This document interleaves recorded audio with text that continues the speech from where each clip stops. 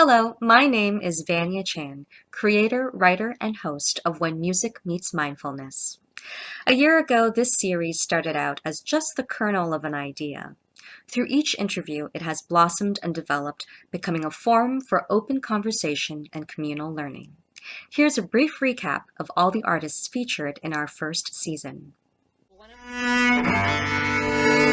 Another habit I practice when I do spend a little extra time on social media, I'll scroll for a bit, and then I'll ask myself, actually out loud, am I really enjoying this? Is this the most engaging and useful thing that I could be doing right now? And most of the time the answer is no. And I think the flow process is, there's a guide that I think I guide by that I have to write from my heart, not only just write something that to impress. I would want the music to be has an element that touch people in a way that speaks something. Was the Pierre Boulez Sonata number 3. And what I did, I analyzed it. I did graphs. He felt that the sonata was like a map.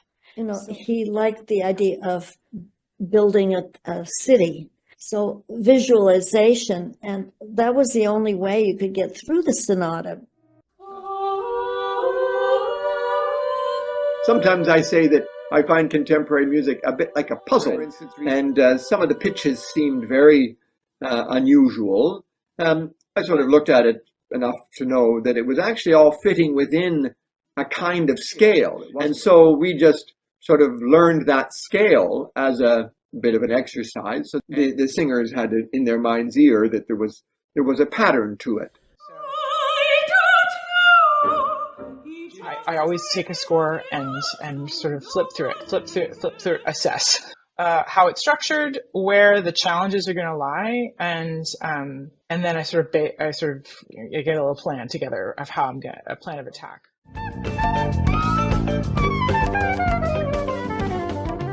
You might get a band that plays, a drummer, like, using the jazz example, that plays a straight pocket, like real straight, and your stuff is a little more loose, right? And you're trying to play loose over the straight. It's not necessarily going to work. And the drummer doesn't move. You got to adjust. So you have to be mindful of that too. I mean, it's mindful of how things are shifting and changing. Everything changes. Everything's impermanent. Loco, loco, loco, loco, loco, loco, loco, loco, locomotive. I have to organize how I'm going to set up my studio for all the different pieces that I have, and how can I, in performance, create a program where I can play 2 or 3 pieces within one setup. So it's all that organizational stuff. Yesterday's crashing to the shore. I close my eyes. Usually describe something in words. Exactly, like this is the kind of piece it is. This would be this. I want this to function like this other piece, or I'm writing for specific players, and that comes with the constraints of that instrument. All of that, and the more that I put that adjectival description down on the page, and that's when I already have this sort of ephemeral image of what this piece is. And there's a certain poetry in knowing you, a certain poetry in losing you, a certain poetry. It was when I was a busser at a very fancy restaurant where most of my job was cutting bread in the basement, and something about like keeping my hands busy and not being otherwise occupied, but having a repetitive kind of meditative motion, I do think is responsible for my whole career, because that's where I first started to write my first weird little projects.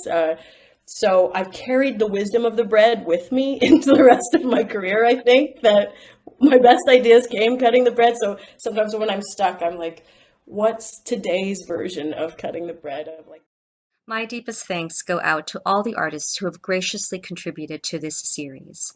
I'm excited to welcome new guests in our second season, starting off with Marion Newman, Lawrence Cherney, and Lynn Helding.